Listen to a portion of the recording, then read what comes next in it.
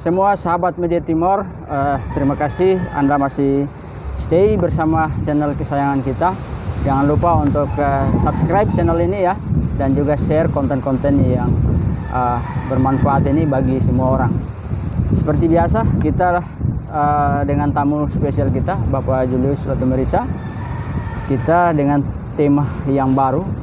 Kali ini kita coba bertanya-tanya ke beliau. Sampai dengan hari ini Maluku banyak sekali menuai protes dari masyarakat. Sebut saja katakanlah Blok Masela ya. Itu di demo kemarin-kemarin luar biasa. Tapi bukan saja Blok Masela, di hampir seluruh persoalan lah, persoalan ekonomi, persoalan pendidikan itu juga dibicarakan. Ya. Banyak orang mengkritik gubernur. Apa sih yang dibuat sehingga kritik-kritik itu semakin hari makin terus muncul ke permukaan di Maluku. Kita tanya saja langsung ke narasumber kita, Bapak Julius. Selamat sore, Pak Julius. Selamat sore. Apa kabar, Bang? Bung Friend. Baik. Iya. Ini kita menarik sekali, Pak Julius, kalau belakangan ini kita pengen sekali mendengar pikiran-pikiran dari semua stakeholder Maluku.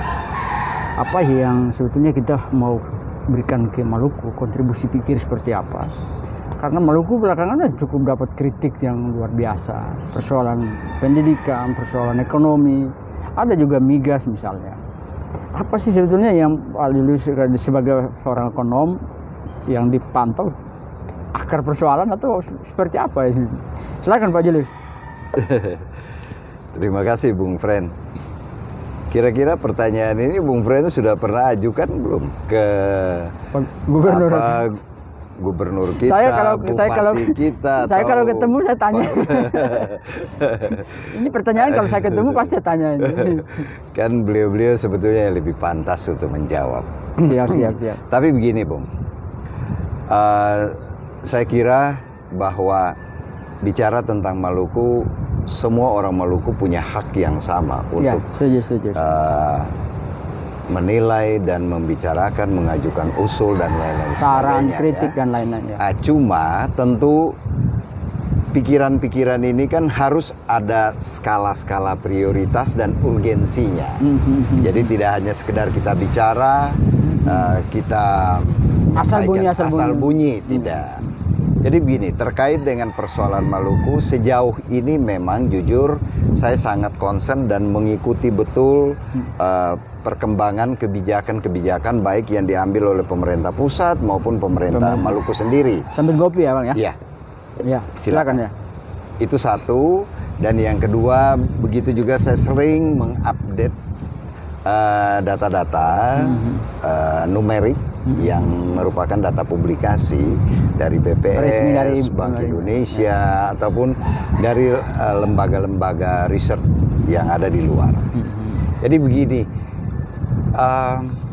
sebetulnya kalau kita bicara akar masalah di Maluku ini, kalau dari sisi pembangunan ekonomi saja, dari sisi ekonomi pembangunan saja, in case Maluku, menurut saya akar persoalan itu sebetulnya ada pada salah satunya adalah lemahnya infrastruktur. Hal ini selalu saya katakan. Mengapa? Dalam banyak tulisan juga saya baca ada. Iya. Mengapa saya bilang lemahnya infrastruktur? Karena kondisi geografi Maluku adalah daerah kepulauan. Daerah kepulauan. Berarti kita butuh konektivitas. Konektivitas ini yang betul-betul representatif.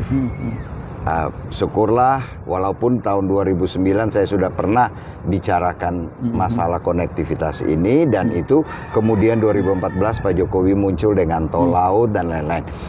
Ini penting bagi saya, ini penting karena kondisi geografi Maluku dan rata-rata daerah-daerah kepulauan harus bagaimana 90%. Oh iya, kalau untuk Maluku seperti itu. Nah, karena itu bagaimana proses produksi bisa berkembang, distribusi bisa berjalan, kemudian pemasaran itu bisa berjalan, pemerataan itu bisa terjadi di antar wilayah. Ini butuh butuh yang namanya infrastruktur, dalam hal ini jalan, jembatan, dan lain-lain. Ini untuk masalah konektivitas. Sementara yang lain, infrastruktur pendidikan, infrastruktur kesehatan, ini juga penting. Ini juga penting yang harus terus menjadi prioritas sebetulnya dari pemerintah daerah. Supaya apa? Pendidikan kita berkembang dengan baik, bisa kita compete dengan daerah lain. Begitu juga masalah kesehatan. Dengan adanya infrastruktur kesehatan yang representatif, layak, maka pelayanan kesehatan kepada masyarakat juga meningkat, sehingga memungkinkan sekali peningkatan dalam derajat kesehatan masyarakat di Maluku. Kalau saya melihat seperti itu. Itu kalau dari sisi pembangunan.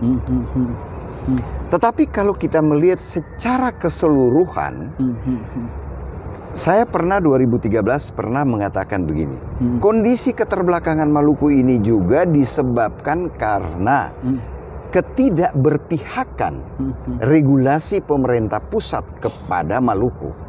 Salah satu contoh, kita lihat pemerintah daerah-daerah kepulauan oleh undang-undang kepulauan, undang-undang pemerintah daerah itu dimungkinkan untuk mengelola laut. Tapi bagi saya ini kepala diserahkan, tapi buntut dipegang sama Jakarta. Artinya begini, kita hanya diberikan hak pengelolaan laut 12 mil dari bibir pantai. Pertanyaan saya, kalau dari 12 mil, nah setelah 12 mil itu hak siapa? Iya kan? Padahal potensi yang sesungguhnya itu ada di kedalaman itu. Iya kan? Sementara di satu sisi, kalau ini dikelola oleh pemerintah yang berlindung kepada yang namanya Undang-Undang Dasar 45 yang mengatakan bumi dan air. Oke. Bumi dan air dan segala kekayaan dikuasai oleh negara. Betul. Tetapi dalam pengelolaannya seharusnya negara juga memperhitungkan dan mempertimbangkan daerah yang di mana sumber daya alam itu ada. Salah satu contoh misalnya migas, ya toh, misalnya Blok Masela. Blok Masela di demo kemarin gubernur. Ya, Blok Masela boleh, tapi jangan sampai dikatakan bahwa Blok Masela ini dikembangkan untuk mensejahterakan rakyat Maluku, terutama MBD. Ukurannya apa? Saya mau tanya dulu. Ukurannya apa? Ukuran kesejahteraan cuma sampai ke tenaga kerja? Oh tidak. Ya betul. Orang Maluku tidak hanya sampai untuk pengelolaan Blok Masela, tidak hanya masalah pemanfaatan tenaga kerja. Betul. Tapi yang berkali-kali saya bilang, hilirisasi dari proses pengelolaan Blok Masela itu yang menjadi harapan orang Maluku. Dalam hal ini BUMD yang harus dibentuk oleh pemerintah daerah yang pernah saya singgung. Banyak hal yang berkaitan dengan hilirisasi ini. Nah, selain Blok Masela ada juga hal-hal yang lain. Jadi begini, intinya akar persoalan dari keterbelakangan Maluku ini bagi saya sebetulnya harus ada pemerintah pusat harus jujur dan berlega hati untuk memberikan kewenangan yang lebih luas, kepada pemerintah Maluku untuk mengelola, Pengertian saya kewenangan yang lebih luas ini bukan dalam arti merdeka loh. Kita tidak bicara merdeka di sini, tapi bagi saya bagaimana pemerintah Provinsi Maluku diberikan hak otonom yang lebih luas. Tidak hanya seperti yang Otoda sekarang ini. Otoda juga kan undang-undang Otoda, tapi tetap segala sesuatu regulasi diatur oleh pemerintah pusat. Kasih kepala ekor dipegang, ya kan? Jadi bagi saya hari ini sebetulnya yang diperjuangkan oleh pemerintah daerah adalah membicarakan ini dengan pemerintah pusat. Bagaimana Maluku diberikan hak otonomi yang lebih luas untuk mengelola.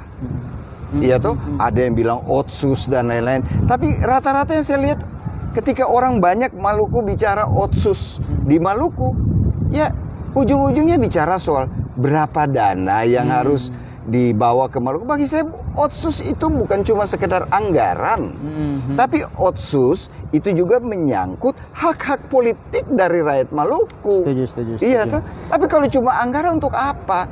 Toh mindset mereka selalu cuma anggaran, berapa anggaran yang dikucurkan, anggaran yang dikucurkan, anggaran terus yang dibicarakan. Lalu yang lain kita tidak bicara itu.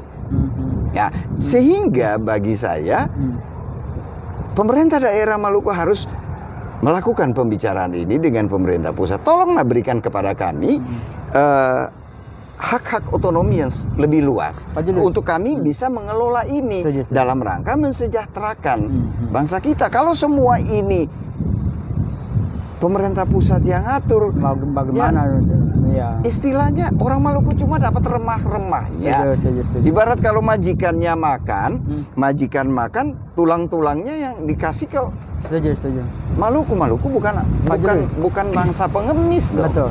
Pak Julius, ini menarik sekarang. Belakangan ini banyak elemen-elemen yang mendorong soal undang-undang kepulauan dan juga lumbung ikan nasional. Tanggapan seperti apa kalau dia? Kalau bicara tentang lumbung ikan nasional maupun undang-undang, saya tuh sependapat dengan Pak Nono Sampono yang bilang undang-undang yang berkaitan dengan LIN ini itu cuma janji-janji doang. Jadi saya sangat yakin LIN ini tidak akan jalan dengan baik. Karena kalau LIN ini juga jalan, ini akan terjadi persoalan internal di Maluku. Lumbung ikan nasional. Iya. Mengapa saya bilang begitu? Sesungguhnya infrastruktur LIN itu harus dibangun di daerah-daerah yang memang layak untuk dibangun. Misalnya infrastruktur itu harus dibangun di Aru, itu pusat. Ya, harus bukan di tempat yang lain. Betul. Kita harus melihat Maluku itu secara objektif. Kalau memang itu layak mana untuk di Aru, mana yang di Banda, mana yang di Buru Selatan, oke. Silakan. Maluku Tengah punya porsi ada. Kalau ada dan itu pantas silakan gitu. Tapi makanya saya bilang kalau LIN ini juga berjalan, ini akan menjadi persoalan baru di internal Maluku gitu loh. Undang-undang kepulauan juga. Itu. Ya, saya sulit sih berkomentar soal itu. Artinya begini. Undang-undang kepulauan ini kalau pemerintah pusat betul-betul mau dan punya keinginan yang kuat untuk memberikan itu kepada provinsi-provinsi kepulauan, sebetulnya juga tidak sulit. Ya, itu sebetulnya tidak sulit. Tetapi persoalannya sekarang adalah bahwa undang-undang kepulauan ini sendiri di Prolegnas 2020 itu ada di urutan keberapa?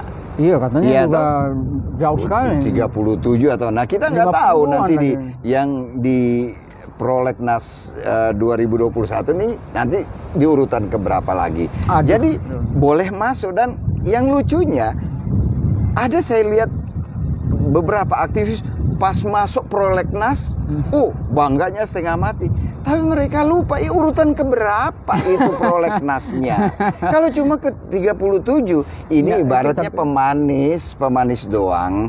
Jadi bagi saya sebetulnya segala sesuatu ini untuk Maluku ini masih dibutuhkan penataan di berbagai aspek. Dan akar persoalannya itu sebetulnya ada di yang tadi saya bilang. Salah satunya kalau Maluku diberikan hak otonomi yang lebih luas untuk mengelola Maluku, itu jalan dengan baik. Itu salah satu. Nah, tentunya ini juga berkaitan dengan berbagai kebijakan dari pemerintah daerah sendiri.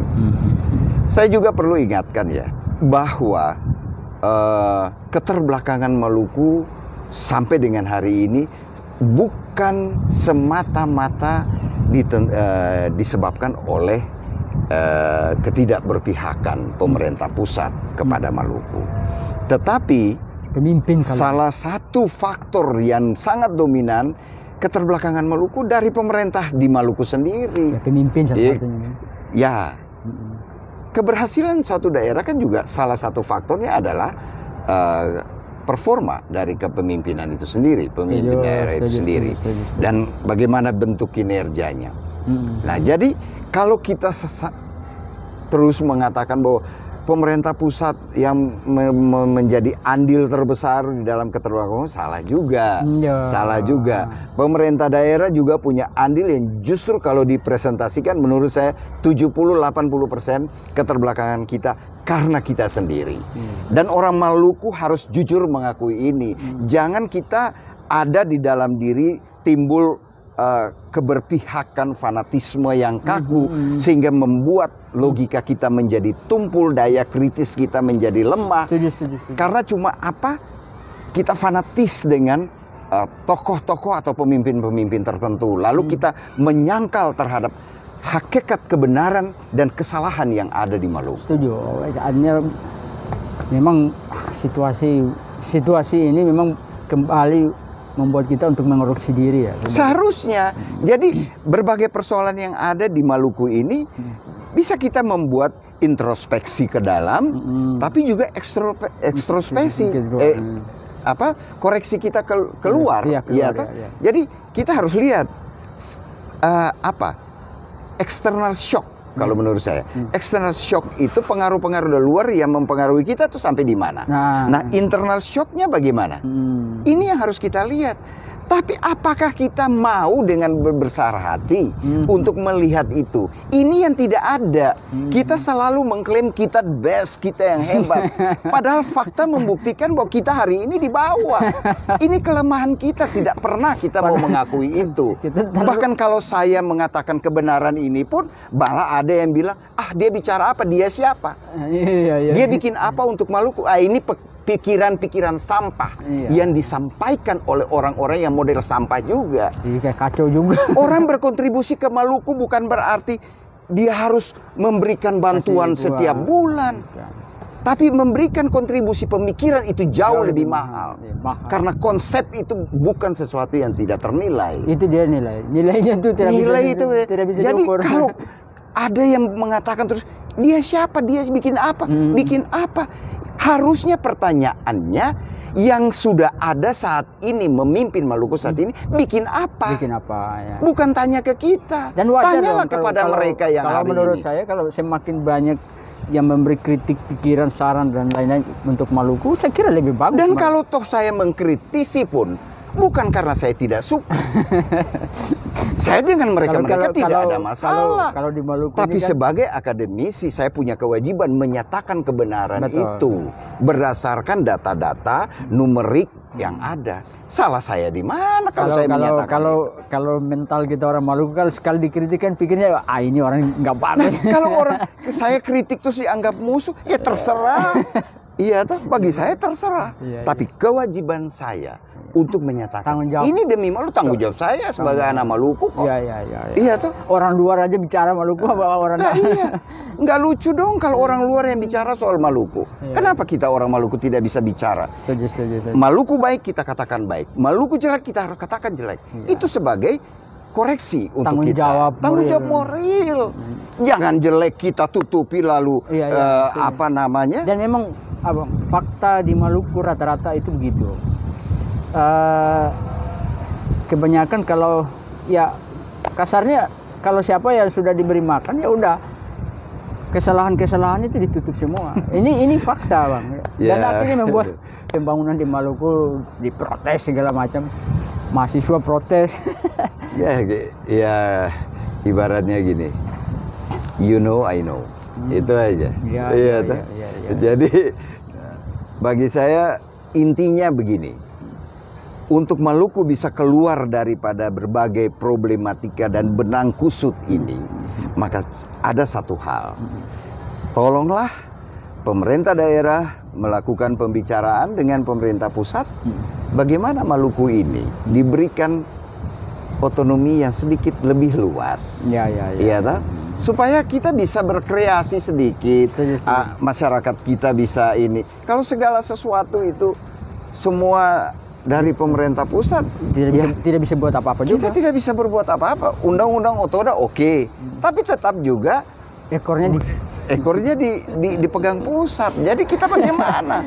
Bikin apa-apa dianggap bahwa melawan pemerintah pusat. Sementara hasilnya kita tidak bisa berbuat banyak. Iya toh. Akhirnya ibarat gini. Kita ini orang Maluku itu kan anak-anak konglomerat. Tapi makan kok susah ya? Iya. Makan kok susah. Malah orang yang tidak punya hak atas kekayaan di Maluku makannya enak. Makannya enak. Terbalik. Lalu orang Maluku malah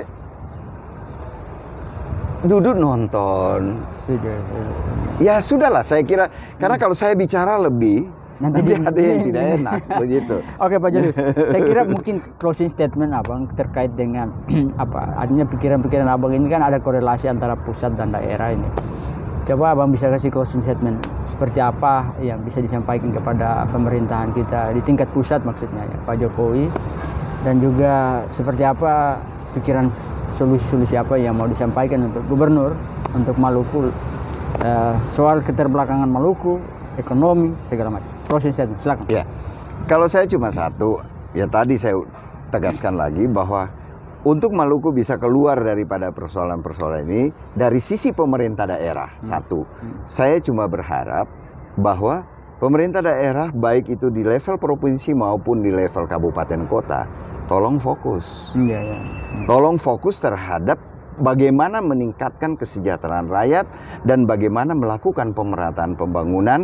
Kalau di level provinsi, bagaimana dia ada pemerataan di 11 kabupaten kota.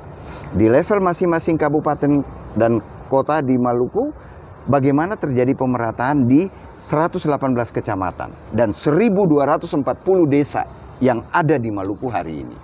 Itu dari pemerintah pusat, pemerintah daerah.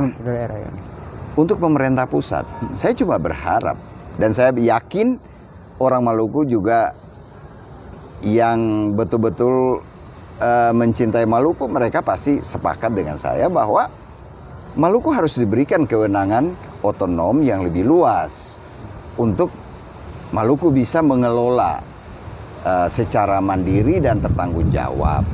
Tentunya kita tetap akan mengacu kepada regulasi-regulasi dan konstitusi yang ada. Itu pasti.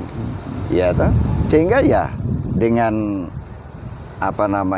otonom yang lebih luas dari pemerintah pusat kepada pemerintah provinsi Maluku, saya kira teratasi kok benang kusut itu. Ya, terima kasih sama-sama. Ya. Oke, demikian kita sudah sedikit berwawancara dengan Pak Julius. Luar biasa sekali. Semoga ini ke depan ada perubahan untuk Maluku lebih baik lagi. Terima kasih Pak Julius. Siap. Oke.